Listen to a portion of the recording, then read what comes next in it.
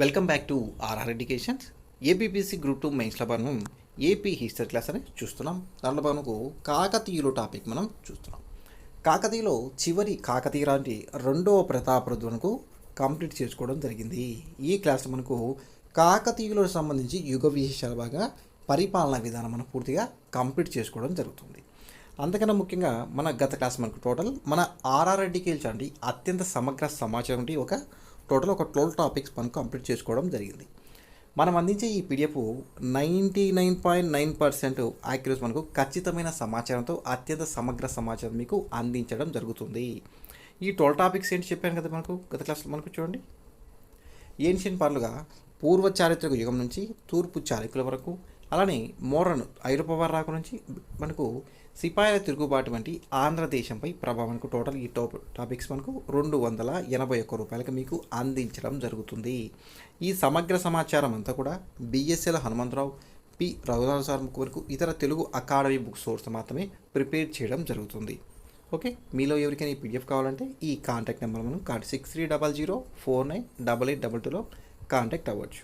Okay, let's class start. కాకతీయులు యుగ విశేషాలు. ముందుగా పాలనా విధానం. కాకతీయుల కాలం యొక్క పాలనా విధానం. కాకతీయులు సాంప్రదాయబద్ధమైన రాచరికాన్ని అమలు చేశారు. Very very important. ఏ రకమైనటువంటి సాంప్రదాయబద్ధమైన రాచరికాన్ని అమలు చేశారు. రాచరికం అంటే ఏంటి? రాచరికం అనగా తండ్రి తదనంతరం కుమారుడు తన రాజ్యాధికారంలోకి రావడాన్ని ఈ రాచరికంగా చెప్తారు. వీరి యొక్క పాలనలో దైవదత్తం అనేది రాచరికంగా కనిపిస్తుంది. ఓకే, కాకతీయుల కాలం నాటి రాజ్య వ్యవస్థ రాచరికంపై నిర్మించబడింది. ఇంపార్టెంట్ మనకి ఇక్కడ. కాకతీయుల కాలం నాటి రాజ్య వ్యవస్థ అంది రాజరికంపై నిర్మించబడింది చెప్పవచ్చు. చూడండి, ఇక్కడ ఆనాటి పాలకులు సర్వ అధికారాలను కలిగి ఉండి నిరంకుశ పాలనను పరిపాలించారు. కాకతీయ రాజులు సర్వ అధికారాలను కలిగి ఉండి నిరంకుశమైన పరిపాలన కూడా పరిపాలించారు. అయితే కాకతీయ సామ్రాజ్య యొక్క పరిపాలనపై లేదా రాజ్య వ్యవస్థపై వివిధమైనటువంటి ప్రముఖులు కొన్ని వ్యాఖ్యానాలు చేశారు. వాటికి సంబంధించి మనం చూద్దాం. కాకతీయ రాజ్య వ్యవస్థ అనేది పివి పరబ్రహ్మశాస్త్రి గారు కాకతీయ రాజ్య వ్యవస్థ లేదా కాకతీయ పరిపాలనది వికేంద్రీకృత అధికారంపై నిర్మించబడినది అని తెలిపారు. ఇంపార్టెంట్. కాకతీయ రాజ్య వ్యవస్థ లేదా కాకతీయ పరిపాలనది వికేంద్రీకృత అధికారంపై నిర్మించబడిన వ్యాఖ్యానించిన వారు ఎవరు? పివి పరబ్రహ్మశాస్త్రి. ఈ పివి పరబ్రహ్మశాస్త్రి గారే కాకతీయులపై పరిశోధన నిర్వహించారు. Very very important. అడగొచ్చు క్వశ్చన్. కాకతీయుల యొక్క పరిపాలన వికేంద్రీకృతమైనది అని వ్యాఖ్యానించిన వారు లేదా తెలిపిన వారు లేదా చెప్పిన వారు ఎవరు? పివి పరబ్రహ్మశాస్త్రి గారు. గుర్తుపెట్టుకోవాలి. ఓకే, అలానే మనకు సెగ్మెంటరీ స్టేట్ లేదా ఖండిత రాజ్యం అని పేర్కొన్నవారు ఎవరు? ఖండిత రాజ్యం అని పేర్కొన్న బటన్స్టీన్. అమెరికన్ చరిత్రకారుడు బటన్స్టీన్ అనే వ్యక్తి కాకతీయ రాజ్య వ్యవస్థ అన్నది ఖండిత రాజ్యం లేదా సెగ్మెంటరీ స్టేట్ అని పేర్కొన్నవారు ఎవరో? బటన్స్టీన్. గుర్తుపెట్టుకోవాలి. అలానే ఈ కాకతీయ రాజ్య వ్యవస్థని బటన్స్టీన్ ప్రతిపాదించినటువంటి సెగ్మెంటరీ స్టేట్ లక్షణాలు ఉన్నప్పటికీ అది సెగ్మెంటరీ స్టేట్కు దగ్గరగా ఉంది కానీ సెగ్మెంటరీ స్టేట్ కాదు అని తెలిపిన వారు సివి రామచంద్రరావు. గుర్తుపెట్టుకోవాలి. పివి పరబ్రహ్మశాస్త్రి చెప్పారు వికేంద్రీకృతమైనది. ఏం చెప్పారు? వికేంద్రీకృతం. మరియు సెగ్మెంటరీ స్టేట్ మరియు ఖండిత రాజ్యం అని చెప్పిన వారు బటన్స్టీన్. మరియు బటన్స్టీన్ ప్రతిపాదించి సెగ్మెంట్ స్టేట్ ఖండిత రాజ్యం అనేది ఉంది కానీ దానికి దగ్గర లక్షణాలు ఉన్నాయి కానీ సెగ్మెంట్ స్టేట్ కాదు, కాకతీయ సామ్రాజ్య రాజ్యం చెప్పినారు సివి రామచంద్రరావు. గుర్తుపెట్టుకోవాలి మనం. ఓకే, అలానే రొమిల్లా థాపర్ కాకతీయ రాజ్య వ్యవస్థది మౌర్యుల రాజ్య వ్యవస్థ అయినటువంటి మెట్రోపాలిటన్ స్టేట్ లాగా ఉంటుందని పేర్కొన్నవారు రొమిల్లా థాపర్. గుర్తుపెట్టుకోవాలి. గత ఎగ్జామ్లో అడిగారు. కాకతీయ రాజ్య వ్యవస్థ ఉంది మెట్రోపాలిటన్ స్టేట్ లాగా అని పేర్కొన్న వారు ఎవరంటే రొమిల్లా థాపర్. ఇక్కడ నోట్ చూడండి, మనకు కాకతీయ రాజ్య వ్యవస్థ ఉంది మౌర్యుల రాజ్య వ్యవస్థ అని చెప్పారు. ఇలా కాకతీయ రాజ్య వ్యవస్థ మనకు మౌర్యుల రాజ్య వ్యవస్థ అంటే మెట్రోపాలిటన్ స్టేట్ లాగా అయింది పేర్కొన్న వారు. ఫస్ట్ అంటే మనకు శాతవాహన సామ్రాజ్యం, సెకండ్ మనకు కాకతీయ సామ్రాజ్యంగా చెప్పవచ్చు. ఇలా మెట్రోపాలిటన్ స్టేట్ లాగా ఉంది కాదు మనకు పరిపాలన అంటే ఫస్ట్ అది శాతవాహనం అనుసరించారు, నెక్స్ట్ కాకతీయులుగా చెప్పవచ్చు. ఇలా ఉందని చెప్పిన వారే రొమిల్లా థాపర్. నోట్ చూడండి, కాకతీయ రాజ్యం యుద్ధాల వల్ల పుట్టి యుద్ధాల వల్ల పెరిగి అనగా విస్తరించి అనగా కాకతీయ రాజ్యం యుద్ధాల నుండి పుట్టి అలానే యుద్ధాల వల్ల విస్తరించి యుద్ధాలతోని అంతరించినది గుర్తుపెట్టుకోవాలి మనం. ఓకే, చూడండి, కాకతీయులు తమ రాజ్యాన్ని నాడులుగాను, మనకు నాడులను స్థలాలుగాను, స్థలాలను గ్రామాలుగాను విభజించి పాలించారు. ఇవంతా ఈ బాక్స్ మొత్తం ఇంపార్టెంట్. మనకు ఫిల్ ఇన్ ద బ్లాంక్స్ ఇట్లా ఇచ్చేసి అడుగుతారు, లేక వరుస క్రమంలో అమర్చండి. కాకతీయులు తమ రాజ్యాన్ని నాడులను స్థలాలుగాను, స్థలాలను గ్రామాలుగా విభజించారు. ఓకే, చివరిగా మనకు గ్రామం ఉంటుంది, మొదటిగా రాజ్యం ఉంటుంది. రాజ్యాలను నాడులను స్థలాలను గ్రామాలుగా విభజించారు. ఈ నాడులు అనేవి నేటి రాష్ట్ర స్థాయి కలిగిన విభాగాలుగా చెప్పవచ్చు, గుర్తుపెట్టుకోవాలి. ఓకే, ఈ రాజ్యం యొక్క అధిపతి ఎవరు? రాజు లేదా చక్రవర్తి అని చెప్పి. 20 గ్రామాలు కలిసే ఒక స్థలం అగును, మరి 60 స్థలాలు ఒక నాడు అగును, గుర్తుపెట్టుకోవాలి. 20 గ్రామాల యొక్క కలయికే ఒక స్థలం, అలానే 60 స్థలాల కలయికే ఒక నాడు అగును. రాజ్యం యొక్క అధిపతి రాజు అని చెప్పాను కదా, లేదా చక్రవర్తి. అయితే నాడులు అనేటువంటి రాష్ట్రాలటువంటి నాడులు అనే యొక్క అధిపతి మహామండలేశ్వర. గత ఎగ్జామ్లో అడిగారు. నాడులపై యొక్క అధిపతి ఎవరు? మహామండలేశ్వర. ఈ స్థలాలపై అధిపతి స్థల కరణమని, ఓకే, స్థల కరణమని, స్థల శంకరులని, స్థల తత్పరులని, స్థల కావలిని వివిధ పేర్లతో పిలుస్తారు. స్థలాలపై అధిపతి స్థల కరణం. ఈ స్థలాలని నేటి జిల్లాలుగా చెప్పవచ్చు. చూడండి, ఇక్కడ స్థలాలని నేటి జిల్లా స్థాయి కలిగి విభాగాలుగా చెప్పవచ్చు. ఈ స్థలాలపై అధిపతిని స్థల కరణమని, స్థల శంకరులని, స్థల తత్పరులని, స్థల కావలి, ఈ పేర్లు మొత్తం కూడా ఒక్కటే. అయితే గ్రామాలపై అధిపతిని ఆయగార్లు అంటారు. ఇది వెరీ వెరీ ఇంపార్టెంట్. కాకతీయుల కాటి గ్రామాలపై అధిపతులు ఏమంటారంటే ఆయగార్లు అంటారు. ఓకే, మీరు కాకతీయులు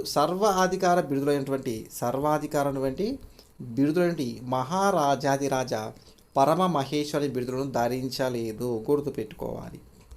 రాచరికం కదా, వీరు సర్వాధికారం బిరుదులైనటువంటి మహారాజాదిరాజు కానీ పరమ మహేశ్వరి బిరుదులను ధరించలేదు, గుర్తుపెట్టుకోవాలి.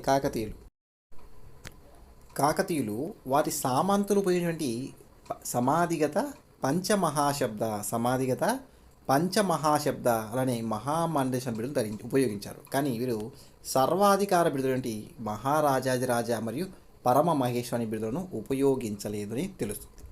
చూడండి, ఇదే పివి పరబ్రహ్మశాస్త్రి ప్రకారం కాకతీయులు ఒక కొత్త రాచరిక వ్యవస్థను అమలుపరిచారు, గుర్తుపెట్టుకోవాలి. ఓకే, అదే మనగా సామంతులకు అంతర్గత పాలనా వ్యవహారాలు తమ ఆధిపత్యాన్ని కొనసాగించగలిగింది. పివి పరబ్రహ్మశాస్త్రి ఒక కొత్త రకమైనటువంటి రాచరికం పలిచారు. ఆ రాచరిక వ్యవస్థ ఏంటంటే అంటే వారి యొక్క వారి సామంతులకు అంతర్గత పాలనా వ్యవహారాల్లో తమ ఆధిపత్యాన్ని కొనసాగించడం జరిగింది. అలానే కాకతీయుల యొక్క సామంతుల అధికారం పెరగకుండా చూస్తూ తమ నియమించబడిన ఇతర రాజోద్యోగులను రాజ్యమంత్రి వివిధ పదవుల్లో ఉంచారు లేదా నియమించబడ్డారు సామంతులను. క్రీస్తు శకం 1290లో కాకతీయులు తమతో సమానంగా సహపాలకులుగా భావించిన కారణంగా సామంతరాజు వంటి కాయస్థ అంబదేవుడు వారిపై తిరుగుబాటు చేశారు. ఇది చేసినటువంటి పెద్ద పొరపాటి కాకతీయులు ఇది. క్రీస్తు శకం 1290లో కాకతీయులు తమతో సమానంగా తమ సహపాలకులు సామంతులను వారి యొక్క సహపాలకులుగా భావించారు, అంటే గౌరవించగా చెప్పవచ్చు. దీంతో కారణంగా ఈ సామంతరాజు కాయస్థ అంబదేవుడు వీరిపై తిరుగుబాటు చేయడం జరిగింది. కాకతీయుల పాలనకు పరిపాలనలో సహాయపడకు కొంత మంత్రి మండలి ఉండేది. వారి గురించి మనం క్లారిటీగా నేర్చుకుందాం. మరియు మహాప్రధాని మరియు ప్రగ్గడ, నగర శ్రీ కావలి మరియు శాసన అధికారి, అలానే సంధి విగ్రహ మరియు గజశాహిన యొక్క మంత్రి మండలి ఉండేది. చూద్దాం. రాజు యొక్క మహాప్రధాని అంటే లైక్ పిఎం, ప్రధానమంత్రిగా చెప్పవచ్చు. ఓకే, మహాప్రధాని వీరిలో మొదటివారు మాల్యాల హేమాద్రి రెడ్డి, పేరు గుర్తుపెట్టుకోవాలి. గణపతి దేవుని యొక్క మహాప్రధాని ఎవరు? మాల్యాల హేమాద్రి రెడ్డి. ఓకే, అలానే రెండో ప్రతాపరుద్రుని యొక్క మహాప్రధాని ముప్పిడి నాయకుడు. ఇద్దరు పేర్లు కూడా మనం గుర్తుపెట్టుకోవాలి. మాల్యాల హేమాద్రి మొట్టమొదటి మహాప్రధాని. ఎవరి యొక్క మహాప్రధాని? గణపతి దేవుని యొక్క. మరి ముప్పిడి నాయకుడు ఎవరి యొక్క మహాప్రధాని? రెండవ ప్రతాపరుద్రుని యొక్క మహాప్రధాని ముప్పిడి నాయకుడు. నెక్స్ట్ మరొక మంత్రిమండలి ఉంటే ప్రగ్గడ. ఈ ప్రగ్గడు యొక్క అధికారం ఏంటి? అంతఃపురం యొక్క అధ్యక్షుడు. ఒక రాజ్యపురం ఉంటుంది కదా, రాజభవనం, ఇది ఒక అంతఃపురం అంటే అధ్యక్షుడిగా వ్యవహరించేవారే ప్రగ్గడ. గత ఎగ్జామ్లో అడిగారు. మరియు నగర శ్రీకావలి అనగా అంతఃపురానికి రక్షకుడు. ప్రగడ అంటే అంతఃపురానికి అధ్యక్షుడు. మరి అంతఃపురాన్ని కాపాడేవాడు రక్షకుడు ఎవరు? నగర శ్రీకావలి. ఈ క్వశ్చన్ కూడా అడిగారు. కాకతీయుల కాలాంటి నగర శ్రీకావలి అనగా అని అడిగారు. ఇది అంతఃపుర రక్షకుడు లేదా ఈయనే రాజభవన ద్వార యొక్క పరిపాలన రక్షకుడుగా చెప్పవచ్చు. అంతఃపుర రక్షకుడు లేదా రాజభవన ద్వార యొక్క పరిరక్షకుడు ఎవరు? నగర శ్రీకావలి. శాసన అధికారి లైక్ శాసనాలు తయారు చేసే అధికారి అని రాజపత్రాలను తయారు చేసే అధికారిని శాసన అధికారి లేదా శాసనాలు తయారు లేదా రాజపత్రాలు తయారు అధికారిని శాసన అధికారి అని పిలుస్తారు. సంధి విగ్రాహక అనగా సంధి విగ్రాహక అనగా విదేశాంగ మంత్రి. ఓకే, అలానే గజశాహిని అనగా గజదళాధిపతి. సంధి విగ్రహం కూడా ఇంపార్టెంట్ మనకు. ఏంటి? విదేశాంగ మంత్రి. కాకతీయుల కాని విదేశాంగ మంత్రి లేదా గజ సంధి విగ్రహానికి అనగా విదేశాంగ మంత్రి. గజశాహినిగా గజదళాధిపతి యొక్క అధిపతి. ఇప్పుడు కాకతీయుల పరిపాలన సంబంధించి ప్రధాన ఆధార గ్రంథాలు చూద్దాం. మొదటిది విజ్ఞానేశ్వర్యము, ఇంపార్టెంట్ మనకు. విజ్ఞానేశ్వరి గ్రంథాన్ని రచించిన వారు ఎవరు? కేతన, మూలగడిగా కేతన. నీతిసార ముక్తావళి ఇవన్నీ కూడా కాకతీయుల యొక్క పరిపాలన సంబంధించి అతి ప్రధానమైన సమాచారం అందించాయి. విజ్ఞానేశ్వర్యం రచించిన వారు మూలగడిగా కేతన. నీతిసార ముక్తావళి రాసిన వారు బద్దెన. అలానే సకల నీతి సమ్మతం మడిక సింగన. పురుషార్థసారం శివదేవయ్య. చూడండి, ఇంకా నీతిసారం ఎవరు? మొదటి ప్రతాపరుద్రుడు. ఇవన్నీ కూడా మనకు కాకతీయుల కాలానికి మనకు అత్యంత ప్రధానమైన సమాచారం ఇచ్చిన గ్రంథాలు. ఏమిటి? విజ్ఞానేశ్వర్యము, నీతిసారం ముక్తావళి, సకల నీతి సమ్మతం, పురుషార్థ సారం, ఇంకోటి నీతిసారం. గుర్తుపెట్టుకోవాలి. ఇక్కడ చూడండి, అష్టాదశ తీర్థుల గురించి ప్రస్తావించిన గ్రంథం సకల నీతి సమ్మతం. ఎవరు రాశారు? మడిక సింగన. అష్టాదశ తీర్థుల గురించి వెరీ వెరీ ఇంపార్టెంట్. ఈ తీర్థుల గురించి ప్రస్తావించిన గ్రంథమే సకల నీతి సమ్మతం, కాకతీయుల కాలం నాటి. నోట్ చూడండి, తీర్థులు అనగా మంత్రులు అని అర్థం. అష్టాదశ అనగా 18 రకాల మంత్రులు. కాకతీయుల సమాజం లేదా కాకతీయుల కాలం నాటి మంత్రి వ్యవస్థ లేదా అష్టాదశ తీర్థుల గురించి అనగా 18 రకాల మంత్రుల గురించి సమాచారం ఇచ్చిన గ్రంథం మనకు సకల నీతి సమ్మతం. రాసిన వారు మడిక సింగన. ఓకే, మరొక చూడండి, కాకతీయ యొక్క రాజులు తరచుగా మంత్రులతో మరియు తీర్థులతో సంప్రదిస్తూ ఉండాలి అని ఆదేశించిన లేదా విషయాన్ని తెలియజేసిన గ్రంథం శివదేవయ్య రాసినటువంటి పురుషార్థ సారం. గుర్తుపెట్టుకోవాలి, రాజు తరచుగా మంత్రులతో మరియు తీర్థులతో సంప్రదిస్తూ ఉండాలని అని ఆదేశించిన లేదా సమాచారం ఇచ్చిన గ్రంథం మనకు పురుషార్థ సారం రాసిన వారు శివదేవయ్య. ఈ గ్రంథం బాగా గుర్తుపెట్టుకోండి మనకు శివదేవయ్య పురుషార్థ సారం.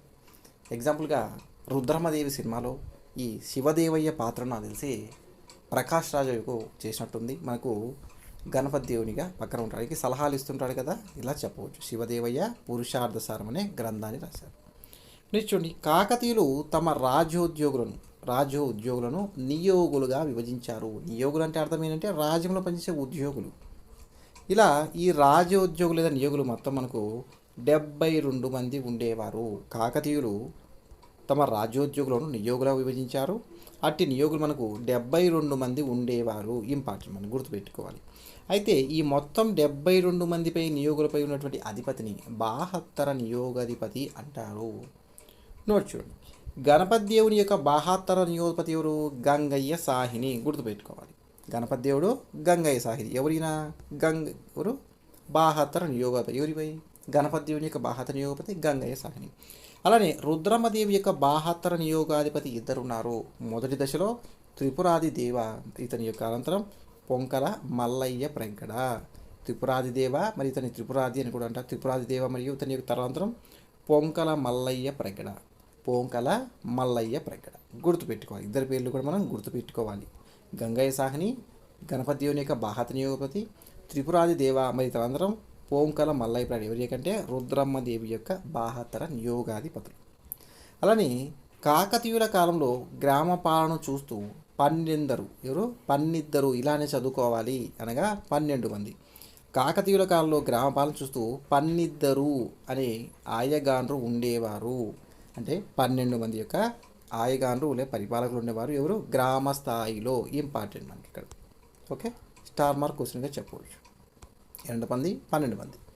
వారు ఒకరు రెడ్డి అనగా రెడ్డి లేదా పెదకాపు, 2 కరణం, 3 తలహరి, 4 పురోహిత, 5 కమ్మరి, 6 కంసాలి, 7 వడ్రంగి, 8 కుమరి, 9 చాకలి, 10 మంగలి మరియు 11 శెట్టి, 12 చర్మకారులు. వీరందరూ కూడా 12 మంది ఆయగారులు ఉండేవారు. వీరినే ఆయగాన్లు పైగా పరిపాలన చేసేవారు.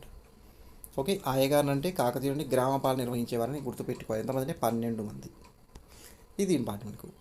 మొదటి ముగ్గురు అయినటువంటి రెడ్డి లేదా పెదకాపు మరియు కరణం మరియు తలారి. రెడ్డి, కరణం, తలారి ఈ ముగ్గురు కూడా ప్రభుత్వ సేవకులు. వెరీ వెరీ ఇంపార్టెంట్ మనకు. మిగిలినటువంటి 9 మంది వారు గ్రామాధికారులుగా, గ్రామ సేవకులుగా ఉండేవారు. ఈ ముగ్గురు మాత్రమే గవర్నమెంట్ ఎంప్లాయీస్. ఓకే, గ్రామ సేవకులు మిగిలినటువంటి 9 మంది గ్రామంలోని ప్రజల నుండి పండించిన పంటలో కొంత ఉత్పత్తిలో పండించినటువంటి పంటలో కొంత ధాన్యాన్ని తీసుకునేవారు. దీన్నే మేర అంటారు. ఇది కూడా గత ఎగ్జామ్లో అడిగారు. గ్రామ సేవకులు గ్రామంలోని ప్రజల నుండి పండిన పంటలో కొంత ధాన్యాన్ని తీసుకునేవారు. దానిని మేర అంటారు. ఈ ముగ్గురు కాదండి, మిగిలినటువంటి 9 మంది ఈ మేరకు మనం చెప్పవచ్చు. ఓకే, కాకతీయుల కాలం అంటే కొన్ని గ్రామ సభలు ఉన్నాయి. వాటిలో 1 నగరం, 2 మహాజన, మరియు 3వది ఊరు సమయాన్ని, 4 స్థల సమయం. గ్రామాలలో నగర మరియు మహాజనే గ్రామ సభలు ఉండేవి. గుర్తుపెట్టుకోవాలి. ఓకే, నగర అనేది సాధారణ గ్రామాలలోని గ్రామ సభ. ఈ నగరానికి గ్రామాల్లోని అన్ని వర్గాల వారి నుండి భూమి శిస్తు వసూలు చేయడం వీరి యొక్క విధి. ఓకే, కాకతీయులను కాబట్టి భూమి శిస్తులు చేసే యొక్క విధి ఇది నగరాన్ని. మహాజన అనే సభ అగ్రహారాల్లో బ్రాహ్మణులతో కూడినటువంటి సభ. వీరు అగ్రహారాల యొక్క పాలన చూస్తారు. ఇక్కడ నోట్ చూడండి, బ్రాహ్మణులు రాజుల నుండి, రాజ్యం నుండి దానంగా పొందిన గ్రామాలని బ్రహ్మదేయాలుగా పిలుస్తారు. అట్లా ఈ మహాజన సభ అనేది అగ్రహారాల్లో బ్రాహ్మణులతో కూడిన సభ. వీరు అగ్రహారాల యొక్క పాలన చూస్తారు ఈ బ్రాహ్మణులు. మరి ఇంకో 2 ఉన్నాయి కదా, ఊరు సమయ, స్థల సమయాన్ని. ఈ ఊరు సమయ మరియు స్థల సమయాన్ని గ్రామ సభలు కాకతీయుల కాలం శాసనాల ద్వారా వెలుగులోకి వచ్చాయి. గుర్తుపెట్టుకోవాలి. ఊరు సమయ మరియు స్థల సమయానివి కాకతీయుల కాటి గ్రామ సభలు. వీటి సమాచారం మనకు శాసనాల ద్వారా తెలుస్తుంది. అంతవరకు సమాచారం మనకి, అది గుర్తుపెట్టుకోవాలి. సామంత ప్రభువులు అదనపు పన్ను వసూలుకు గ్రామ సభ యొక్క అనుమతి తీసుకోవాలి. గుర్తుపెట్టుకోవాలి. ఎలా అంటే అలా ట్యాక్స్ మనం విధించడానికి లేదు. గ్రామ సభ యొక్క అనుమతి లేదా ఆమోదం తీసుకోవాలి. అలానే గ్రామంలో ఉన్నటువంటి దేవాలయాలకు పెద్దలు ఎవరైనా సరే దానం ఇవ్వాలంటే, దేవాలయాలకు సంబంధించి దానం ఇవ్వాలంటే గ్రామ సభల యొక్క అనుమతి తప్పనిసరిగా తీసుకోవాలి. గుర్తుపెట్టుకోవాలి. 2 అంశాలు కొనకు ఇంపార్టెంట్. సామంత ప్రభువులు అదనంగా ట్యాక్స్ తీసుకోవాలంటే ఇలా తీసుకోవాలి. ఇలానే ఎవరైనా మనకు దేవాలయాలకు సంబంధించి ఎవరైనా దానం ఇవ్వాలంటే కొంత డబ్బు రూపంలో కావచ్చు, ఏదైనా కావాలంటే మనకు గ్రామ సభల యొక్క అనుమతి అనేది తప్పనిసరిగా ఉంటుంది. ఓకే, మనకు నెక్స్ట్ క్లాస్లో కాకతీయులకు సంబంధించి న్యాయ పాలనతో మనం నెక్స్ట్ చూద్దాం. ఓకే, సాధ్యమైనంత వరకు మనకు ఎర్లీగా కంప్లీట్ చేసుకోవడం జరుగుతుంది.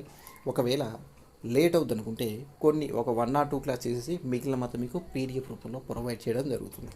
ఓకే,